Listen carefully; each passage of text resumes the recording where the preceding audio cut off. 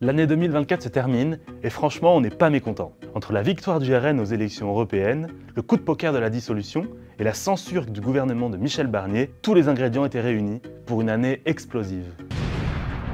L'occasion inespérée pour certains responsables politiques de briller, de se démarquer ou tout simplement de continuer leur lancée. Voici donc les très attendues révélations politiques du HuffPost pour l'année 2024.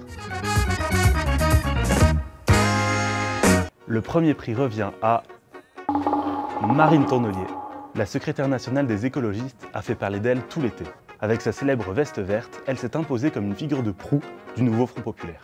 Elle a participé à toutes les négociations, s'est montrée tantôt émue, puis atterrée et extrêmement en colère. Tantôt agacée par la droite et l'extrême droite. Le lundi matin, non mais vous en fait, je pense qu'on vous a assez entendu, si vous voulez parler, il fallait venir au débat. Jusque-là connue dans les seuls cercles militants, l'élue d'opposition à Hénin-Beaumont a montré qu'elle avait la trempe d'une grande dirigeante politique. Son credo, ne jamais dire du mal de ses partenaires, construire l'union pas à pas. Une stratégie qui lui a permis de faire oublier la campagne calamiteuse des européennes, où la candidate qu'elle soutenait, Marie Toussaint, n'a fait que 5,5%. Pour l'histoire, on remet le prix à Michel Barnier. Le Premier ministre le plus âgé de la Ve République est aussi le plus éphémère. Le 4 décembre, il a été renversé par une motion de censure de l'Assemblée nationale après avoir engagé sa responsabilité et celle de son gouvernement sur la loi de financement de la sécurité sociale. En 3 mois à Matignon, Michel Barnier n'aura eu le temps de lancer aucun chantier d'ampleur. Charge à son successeur, François Bayrou, de tenir plus longtemps dans ce paysage politique miné. Dans la catégorie à suivre, le grand gagnant est Bruno Retailleau.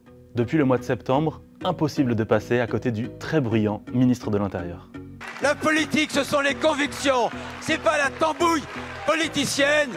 Vive la France! Vous ne le connaissiez peut-être pas avant, mais depuis qu'il a été nommé, cet ancien proche de François Fillon et de Philippe de Villiers multiplie les prises de position très à droite. Je pense que l'immigration n'est pas une chance. Bruno Retailleau, catholique revendiqué, est en bonne place pour devenir l'homme fort de la droite dans les années à venir. Certains lui prêtent même des intentions pour l'élection présidentielle.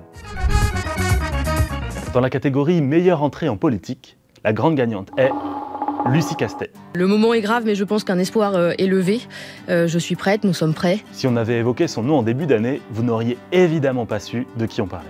Défenseuse de l'accès aux services publics, Lucie Castet a fait irruption dans la vie politique au mois de juillet, au moment où le nouveau Front populaire cherchait un candidat ou une candidate à proposer pour Matignon. C'est elle qui a fait le lien entre les 4 forces de gauche et permis de sortir de la guerre des chapelles.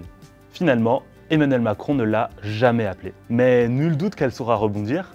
Son nom restera comme celui de la société civile attachée à l'union de la gauche, et aux prochaines élections, ça pourrait être précieux. Dans la catégorie What the fuck, le prix est décerné à Amélie Oudéa-Castéra. Tout le monde a gardé en mémoire la polémique sur ses enfants inscrits à l'école privée Stanislas, temple de l'entre-soi, alors qu'elle était ministre de l'Éducation nationale. On habitait rue Stanislas.